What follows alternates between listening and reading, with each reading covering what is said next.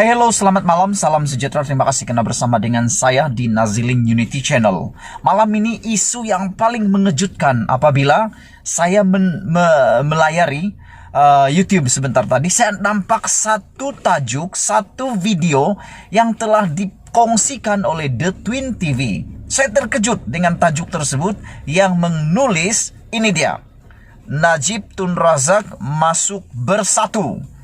Wah, ini satu berita, ini satu isu yang sangat menggemparkan Malaysia. Walau bagaimanapun, jangan dulu kita buat apa-apa keputusan sebelum kita teruskan perbincangan kita tentang isu pada kali ini. Saya ingin memberikan reaksi kepada apa yang telah diberikan oleh The Twin TV, yaitu Najib masuk bersatu. Sebagai permulaan kepada perbincangan kita pada malam ini, saya ingin mengambil satu teks ataupun satu kata-kata prinsip yang sering diajukan oleh ahli politik yang ada di Malaysia ini, yaitu mereka sering mengatakan bahwa politik itu adalah dynamic.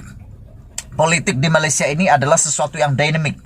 Apa maksud dynamic? Dynamic itu bermaksud dia boleh berubah, dia boleh membuat keputusan secara mendadak. Hari ini keputusannya E, besok keputusannya B, besok lagi keputusannya C. Semua itu seringkali berlaku, seringkali boleh menjadi satu kejutan untuk semua kita di Malaysia. Apakah tidak? Sudah dibuktikan di dalam politik Malaysia, di mana perkara yang mustahil, perkara yang sebelum ini dikatakan fitnah, perkara yang sebelum ini dikatakan tidak mungkin boleh berlaku, akhirnya telah berlaku di Malaysia. Yang sebelum ini dikatakan tidak, tapi akhirnya berlaku. Banyak bukti, antaranya adalah apabila ahli-ahli parlimen yang dikatakan lompat parti. Pada asalnya mereka menafikan, pada asalnya mereka katakan tidak mungkin. Mereka katakan, tidaklah, kami tidak akan pindah parti, kami tidak akan lompat parti. Dan kamu tahu siapa yang saya maksudkan itu. Ada banyak, terutamanya daripada PKR. Mereka apabila ditanya pada peringkat awal, mereka katakan, tidak, kami dalam prinsip inilah, prinsip itu, dan sebagainya. Tapi apa yang berlaku? Benarlah apa yang dikatakan oleh ahli-ahli politik yang ada di Malaysia. Mereka katakan, politik di Malaysia adalah dynamic. Jadi berlandaskan kepada prinsip politik Malaysia ini dinamik, saya ingin katakan tidak mustahil mungkin Najib akan pindah ke bersatu. Tapi persoalan kita malam ini bukan saja bolehkah Najib pindah ke bersatu, adakah Najib berminat masuk dalam bersatu atau tidak. Persoalan pertama yang kita mau kaji di dalam ini adalah apa sebab yang boleh menjadi sebab utama, faktor utama Najib pindah ke bersatu. Salah satunya, saya bersetuju dengan apa yang dikatakan oleh netizen, ahli-ahli politik, maupun penganalisis politik. Mereka katakan bahwa mungkin ada cara jalan Najib boleh keluar daripada kemelut yang dialami Najib pada saat ini.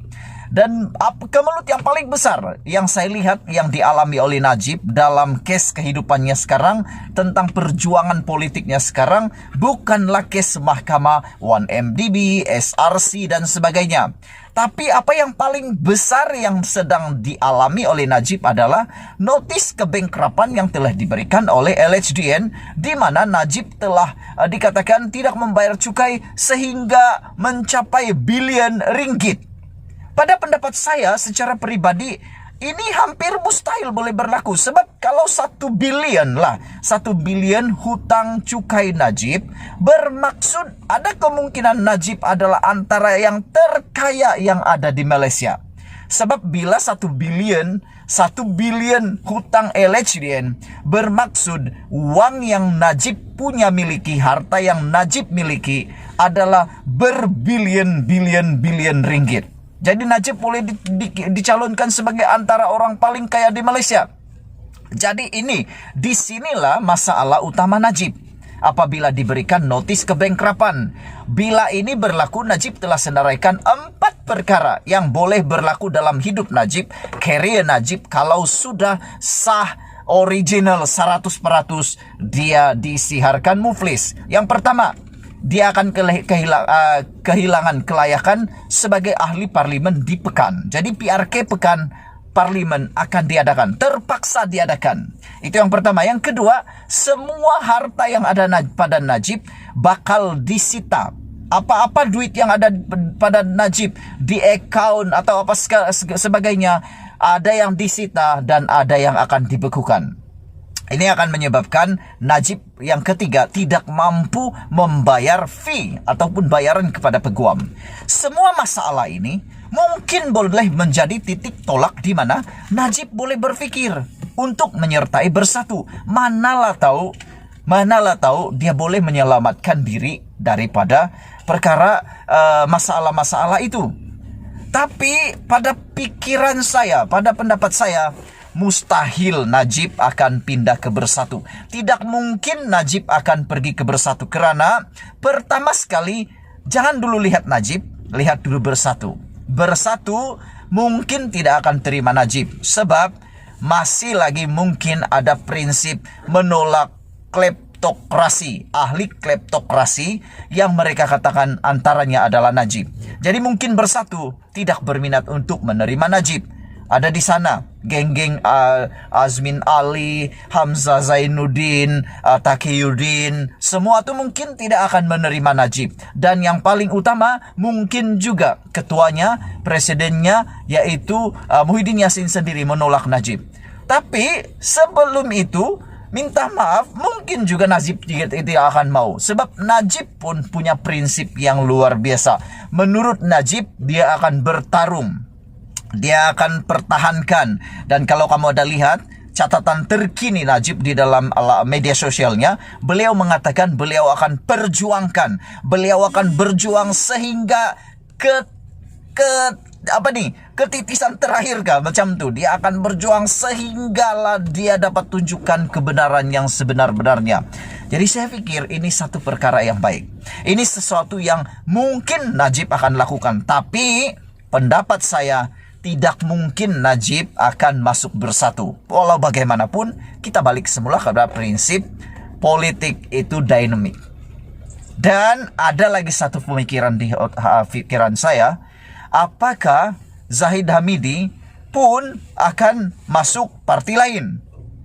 Sebab sebelum ini, semalam, ada satu berita yang saya sampaikan di dalam channel saya, di mana veteran UMNO mencadangkan diadakan EGM untuk memecat Zahid Hamidi. Veteran UMNO mencadangkan untuk buat EGM pecat Zahid Hamidi. Jadi bila dipecat Zahid Hamidi, adakah Zahid Hamidi akan merajuk dan pindah parti lain? Kita tidak tahu. Sebab itulah saya katakan politik Malaysia ini adalah politik yang dinamik. Apa pendapat kamu semua? Adakah potensi Najib akan sertai bersatu? Ataupun Najib akan tetap dengan prinsipnya melawan? Tapi pendapat saya yang paling sukar untuk Najib hadapi sekarang adalah notis kebengkrapan yang sedang dia terima itu. Karena menurut prinsip LHDN, dia orang katakan begini. Semua orang yang bayar cukai pasti tahu. Dia bilang bayar dulu baru bicara. Bayar dulu baru bicara. Bayar dulu baru bicara sama ada lebih bayar atau kurang bayar. Kalau lebih bayar dia akan kembalikan. Kalau kurang bayar dia minta tambah lagi. Jadi dari mana Najib akan dapat 1,7 bilion yang dikatakan telah Najib hutang dalam LHDN, cukai LHDN Najib? Apa pendapat kamu semua? Terima kasih karena menonton channel ini. Itulah kupasan kita, reaksi kita kepada satu konten yang telah dipaparkan di dalam media sosial. Semoga Anda pun berpikir di luar kotak pemikiran. Kita jaga kita, Malaysia kita punya. Kita jumpa lagi. Bye-bye.